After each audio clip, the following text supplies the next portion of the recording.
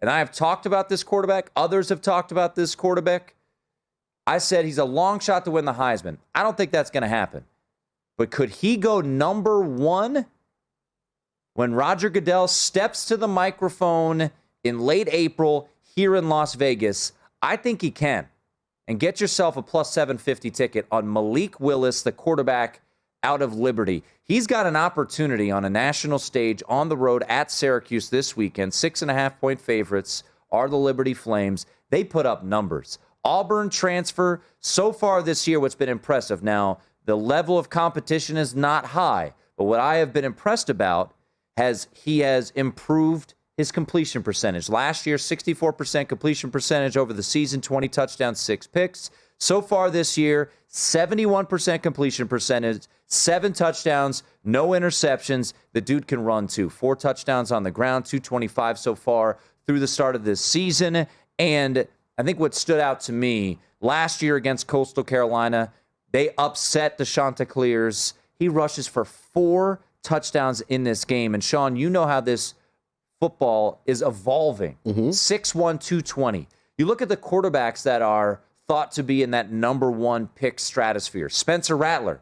I haven't been all that impressed so far this year. Sam Howell looked good recently, but in the big stage at Virginia Tech, struggled. Granted, that's week 1, so you don't want to put too much stock into that. JT Daniels, I know you're not that high on him, more of a game-managing type. Matt Corral's been tremendous, but is he a guy that goes number 1 overall? You see guys like Dane Brugler salivating over Malik Willis. I don't think it's crazy to see Malik Willis to go number 1 overall in the NFL draft with his athleticism, improvement in completion percentage. I think this is a guy that absolutely could be the number 1 overall pick in the NFL draft. I think you make a valid case. I think he's an outstanding player, but the draft has 3 different seasons.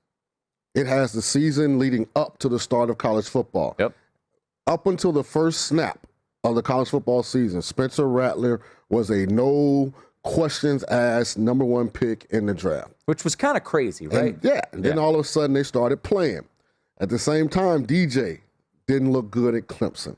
Sam Howell, I think it was ground 0, wasn't it? Or game 0, or weekend 0. Or, it was that Friday night standalone game of week 1. Standalone game, didn't look good. Now he's falling off the radar. So now Malik is hot. I think more so, at least as it pertains to the number 1 pick, for what other guys aren't doing. Take, for instance, Justin Fields last year. He was the no-brainer number 2 pick in the draft all through the season. The 3rd season of the draft is after the college football season ends.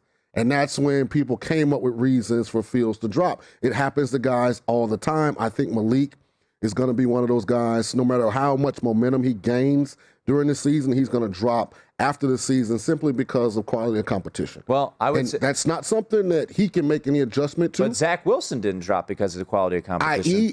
Does it hurt him that Zach Wilson's struggling? No, and I don't think Zach Wilson is struggling as much as, like I said before the season, they could have put prime Peyton Manning on the Jets this year. They were going to struggle. They're just not that good. Yeah. But I think Zach was unique because it happened during COVID. So there was a legitimate excuse why BYU didn't play any Power 5 teams. And with Malik, unfortunately, teams, they don't want to schedule Liberty. I wouldn't schedule Liberty. They've got Ole Miss, November 6th. Then that'll be his opportunity. I think last year they played NC State and lost late in that game. NC State by 1, beat Coastal Carolina bowl game, beat Virginia Tech on the road. So they've played some teams. By the way, just a little nugget.